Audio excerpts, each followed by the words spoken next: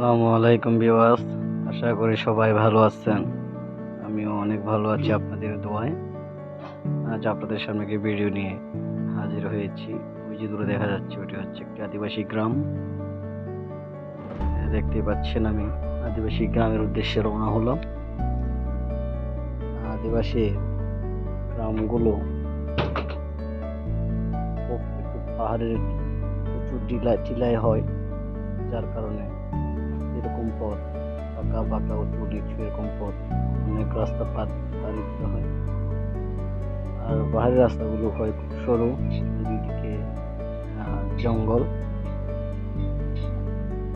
উঁচু নিচু এরকম রাস্তা ডিঙ্গিয়ে এই আদিবাসীদের গ্রামে উঠতে হয়। আসলে আমি আজকে যে আদিবাসী গ্রামটিতে যাচ্ছি সেটি হলো সায়ংপাড়া।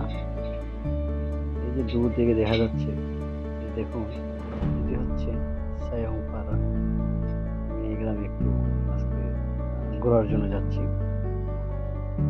এই রাস্তাগুলো শুধু মানুষ যাতায়াতের জন্য, মানে আদিবাসীরা যাতায়াতের জন্য। রাস্তাগুলো পাহাড়ে টিলা দিয়ে আঁকা বাঁকা করে রাস্তাগুলো করে।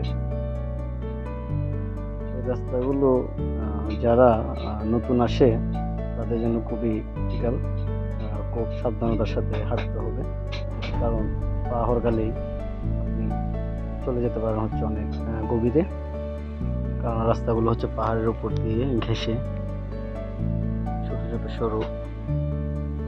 আমি এখন নামতেছি, নিচে দেখতে পাচ্ছি এটা হচ্ছে একটি ঝিরি। আমি ঝিরিটা ভিডিওতে আনিনি, কারণ সমস্যার কারণে। এই যে আমি এখন গ্রামে উঠতেছি, এটা হচ্ছে গ্রামের ওঠার রাস্তা। এই যে রাস্তাগুলো এরকমই হয়, স্টেপ স্টেপ করে ঘিরে ঘুরে ঘুরে। এই যে দেখছেন মোচড় বাগ দিয়ে দিয়ে উঠতে হয়। এই যে গ্রামে উঠলাম আমি এখন।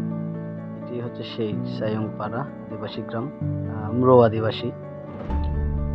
এই গ্রামের এটি বাইপাস রোড। এই রোড হয়ে সবাই বাগানে যায়।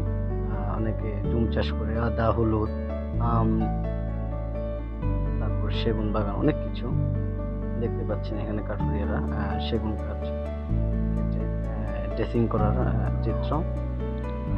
এই যেগুলো হচ্ছে বাগান, সেটা যেটা দেখতে হচ্ছে সেগুন বাগান।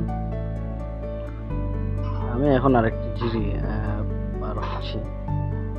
ঝিরিটাও খুব একটু পরিষ্কার, কারণ হচ্ছে এই ঝিরির পানিগুলো হচ্ছে এই আদিবাসী গ্রাম সায়ংপাড়ার লোকের